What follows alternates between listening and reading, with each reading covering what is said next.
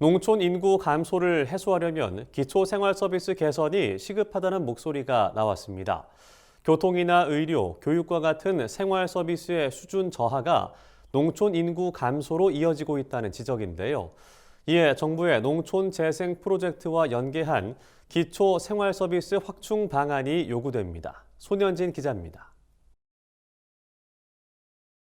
농촌 지역 생활 서비스의 수준 저하가 농촌 인구 감소로 이어지는 악순환을 서둘러 개선해야 한다는 목소리가 나왔습니다. 한국농촌경제연구원은 최근 발간한 보고서에서 면 지역 인구가 3,000명 이하로 줄면 지역 보건의료체계에 문제가 발생하기 시작한다고 지적했습니다. 또 인구가 2,000명 이하로 줄면 의식주 가운데 의식에 해당하는 식당이나 세탁소, 미용실 등이 폐업하는 것으로 분석됐습니다. 이에 따라 농경연은 전국 읍면 지역 중 약 40%가 기본적인 진료와 투약 체계에 문제가 있을 것으로 전망했습니다. 또 인구가 2,000명을 밑도는 25.2% 지역은 의식 관련 서비스 공급이 제한적일 것으로 예상됩니다. 실제 정부가 2020년 측정한 농어촌 서비스 기준에 따르면 농촌에서도 군지역은 주요 생활 서비스를 이용하기 위한 이동 시간이 도농 복합 시에 비해 1.2배에서 1.5배 더 소요되는 것으로 나타났습니다. 이 같은 문제를 고려해 정부는 현재 농촌 365 생활권 계획 등에 따라 관련 정책에 나서고 있습니다.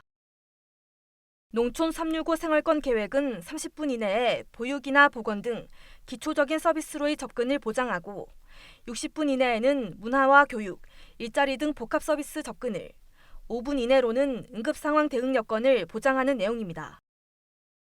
하지만 이 같은 정책들이 기존 생활 서비스 평가와 관리 기능에 그치면서 실제 생활 서비스 확충으로는 이어지지 않고 있다는 지적입니다. 농식품부의 귀농 귀촌 실태조사에 따르면 농촌에 새로 정착한 귀촌 가구가 가장 어려움을 겪는 부분은 지역 인프라 부족인 것으로 조사됐습니다.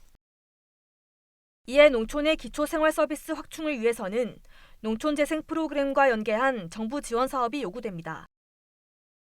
농식품부는 지자체의 농촌 공간 계획을 평가하고 농촌 협약에 따라 지자체의 농촌 재생 프로젝트를 지원하고 있습니다. 이처럼 농촌의 중장기적 발전 계획과 연계한 지원 방안이 생활 서비스 개선에 효과적일 것이란 설명입니다.